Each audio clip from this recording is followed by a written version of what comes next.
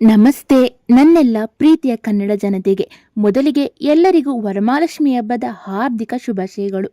ನಾನು ಹಬ್ಬದ ವ್ಲಾಗ್ನ ತುಂಬ ಲೇಟಾಗಿ ಅಪ್ಲೋಡ್ ಮಾಡ್ತಿದ್ದೀನಿ. ಯಾಕೆ ಅಂದರೆ ನನಗೆ ಅದನ್ನು ಎಡಿಟ್ ಮಾಡೋಕ್ಕೆ ತುಂಬ ಟೈಮ್ ತಗೊಂತು. ಹಾಗೆ ಎಲ್ಲರಿಗೂ ತುಂಬ ಧನ್ಯವಾದಗಳು.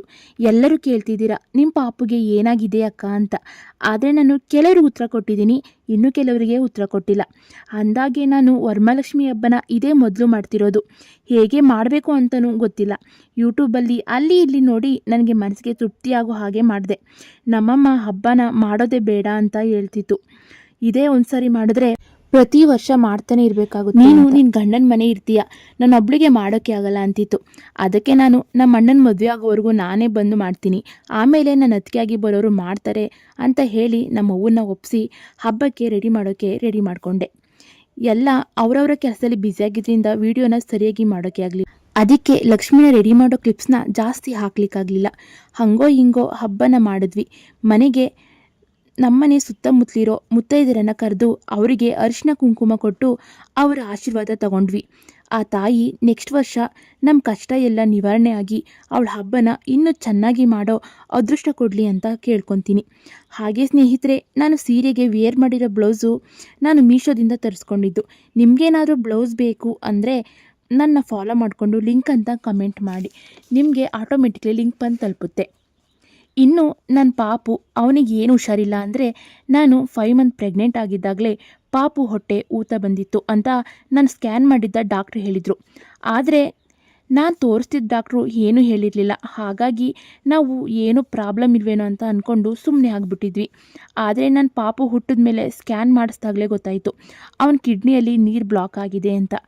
ಅವನ ರೈಟ್ ಸೈಡ್ ಕಿಡ್ನಿ ಬರೀ 22% ಅಷ್ಟೇ ವರ್ಕ್ ಮಾಡ್ತಿತ್ತು. ಅದಕ್ಕೆ ಡಾಕ್ಟರು ಸರ್ಜರಿ ಮಾಡಲೇಬೇಕು ಅಂತ ಹೇಳಿದರು. ಅವನಿಗೆ 2ನೇ ತಿಂಗಳಿದ್ದಾಗಲೇ ಸರ್ಜರಿ ಮಾಡಿಸಿದ್ವಿ. ಹೊಟ್ಟೆ ಒಳಗಡೆ ಸರ್ಜರಿ ಮಾಡಿ ಸ್ಟಂಟ್ ಹಾಕಿದ್ರು. ಇವಾಗ ಅವನಿಗೆ 4 ತಿಂಗಳಾದಮೇಲೆ ಮತ್ತೆ ತೆಗ್ಸೋಕ್ಕೆ ಆಪ್ರೇಷನ್ ಮಾಡಬೇಕಾಯಿತು. ಅದಕ್ಕೆ ನಾವು 4 ತಿಂಗಳಾದಮೇಲೆ ಆಪ್ರೇಷನ್ ಮಾಡ್ಸೋಕ್ಕೆ ಅಂದ್ಬಿಟ್ಟು ಕರ್ಕೊಂಡೋಗಿ ಆಪ್ರೇಷನ್ ಮಾಡ್ತಿದ್ವಿ. ಇವಾಗ ನನ್ನ ಪಾಪು ಆರಾಮಾಗಿದ್ದಾನೆ. ಮತ್ತು ಅವನು ದೊಡ್ಡವನಾಗೋವರೆಗೂ ಮಂತ್ಲಿ ಟೆಸ್ಟ್ ಮಾಡಿಸ್ತಾನೆ ಇರಬೇಕು ಅಂತ ಹೇಳಿದ್ದಾರೆ. ಇವಾಗ ನಿಮಗೆಲ್ಲ ಕ್ಲಾರಿಟಿ ಸಿಕ್ತು ಅಂದ್ಕೊತೀನಿ. ನಿಮ್ಮೆಲ್ಲ ಸಪೋರ್ಟ್ಗೆ ಹಾಗೆ ನೀವು ತೋರಿಸಿದ ಪ್ರೀತಿಗೆ ನನಗಂತೂ ತುಂಬಾ ಖುಷಿ ಆಯಿತು. ಸುಮಾರು ಜನ ಕೇಳ್ತಿದ್ರಿ, ಫೇಸ್ಬುಕ್ಕಲ್ಲಾಗಿರ್ಬೋದು, ಇನ್ಸ್ಟಾಗ್ರಾಮಲ್ಲಾಗಿರ್ಬೋದು, ಎಲ್ಲರೂ ಕೇಳ್ತೀರಿ ಅಕ್ಕ ನಿಮ್ಮ ಪಾಪುಗೆ ಏನಾಯಿತು ಅಂತ. ನಾನು ಅಂದ್ಕೊತೀನಿ ಇವಾಗ ನಿಮಗೆಲ್ಲ ಒಂದು ಕ್ಲಾರಿಟಿ ಸಿಕ್ತು ಅಂತ. ಈಗ ನನಗೆ 4,000 ಫ್ಯಾಮಿಲಿ ಆಗಿದೆ, ಅದೂ ತುಂಬ ಖುಷಿ ಆಗ್ತಿದೆ. ನಿಮ್ಮೆಲ್ಲರ ಸಪೋರ್ಟ್ ನನಗೆ ಈಗಲೇ ಇದೇ ಥರ ಬೇಕು. ಏನು ಹೇಳಲಿ, thank you for watching, thank you for support me. ಇದೇ ರೀತಿ ನನಗೆ ಸಪೋರ್ಟ್ ಮಾಡಿ, ಫಾಲೋ ಮಾಡಿ. ಹಾಗೆ ನಂದು ಯೂಟ್ಯೂಬ್ ಚಾನಲ್ ಕೂಡ ಇದೆ, ಅದಕ್ಕೂ ಕೂಡ ಸಬ್ಸ್ಕ್ರೈಬ್ ಮಾಡಿ, ಸಪೋರ್ಟ್ ಮಾಡಿ ಅಂತ ಕೇಳ್ಕೊತೀನಿ. ನನ್ನ ಯೂಟ್ಯೂಬ್ ಚಾನಲ್ಲಿ ನಾನು ಸ್ಟೋರೀಸ್ನೂ ಹಾಕ್ತಾಯಿರ್ತೀನಿ, ಹಾಗೆ ವ್ಲಾಗ್ ಕೂಡ ಮಾಡಿ ಹಾಕ್ತಾಯಿರ್ತೀನಿ. ಪ್ಲೀಸ್ ಸಪೋರ್ಟ್ ಮಾಡಿ ಅಂತ ಕೇಳ್ಕೊತೀನಿ.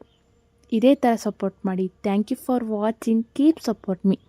Love you all. ಧನ್ಯವಾದಗಳು. ಬಾಯ್ ಬಾಯ್.